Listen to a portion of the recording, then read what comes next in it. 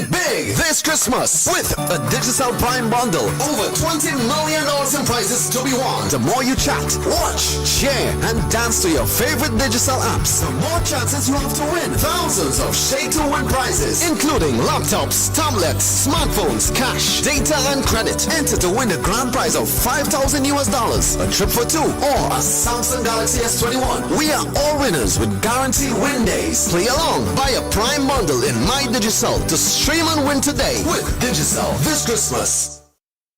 Always collect a receipt when you purchase goods or services. It is your only proof of purchase if you have any legitimate reason to claim a return or refund. Be a smart consumer. Demand your rights. It is the law.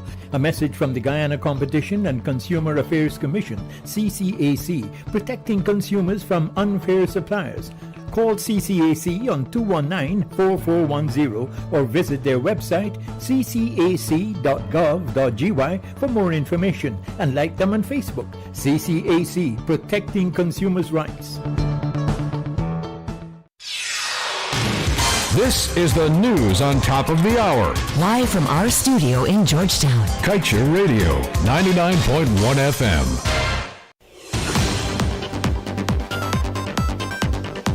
Good evening. Welcome to this evening's newscast on Kaieteur Radio. I'm Kevin Smith. Let's get to the news in detail.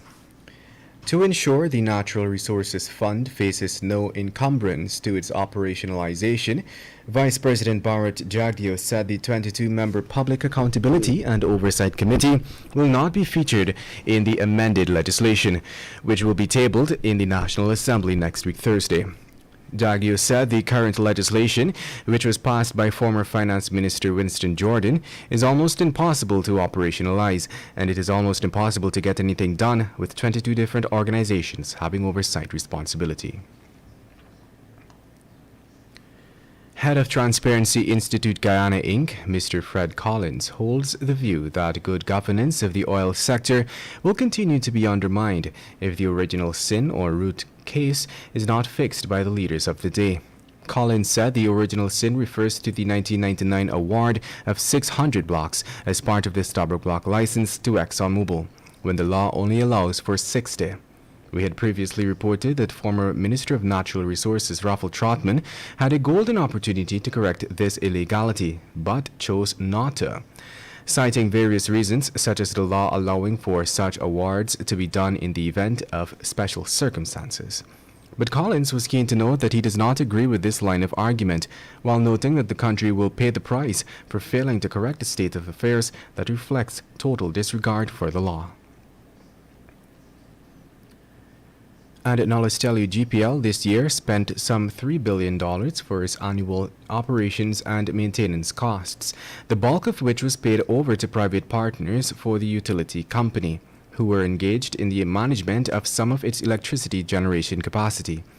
This was disclosed by the company's CEO, Bharat Dindyal, who explained a significant part of the maintenance cost is actually paid for the management of the generation facilities at Kingston, Georgetown, Garden of Eden on the east bank of Demerara, and the Vredenhoop location.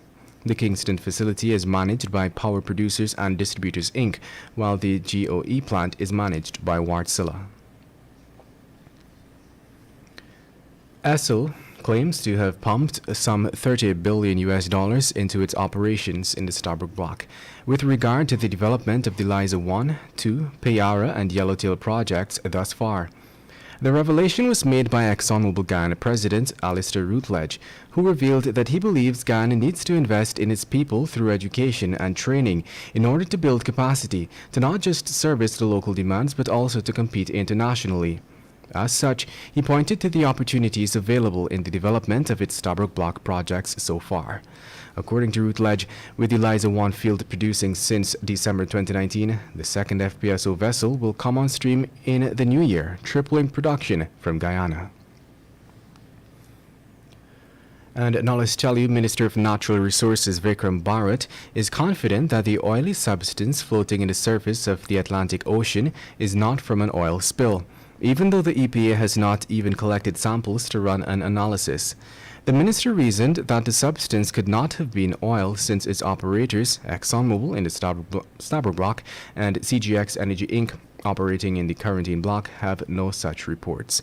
Furthermore, he noted that the substance is suspected to have leaked from a vessel.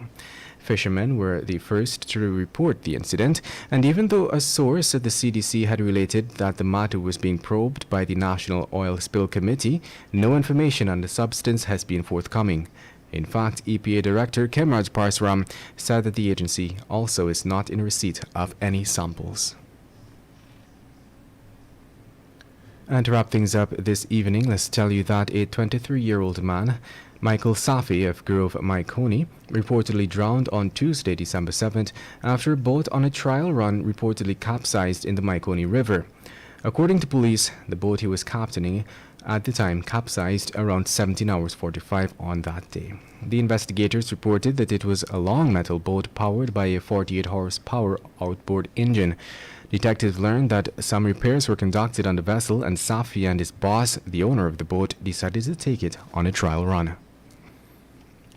And with that, we've come to the end of this evening's newscast. I'm Kevin Smith. Thank you for listening. Do have a wonderful and safe rest of your weekend.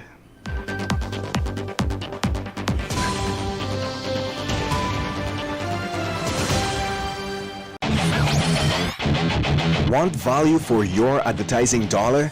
Then place your ads on Kaieteur Radio's newscasts. Streamed live on 6 different mediums, reaching hundreds of thousands. Advertise today and watch your dollar grow. Call us on 225-8465 or 226-8210 today.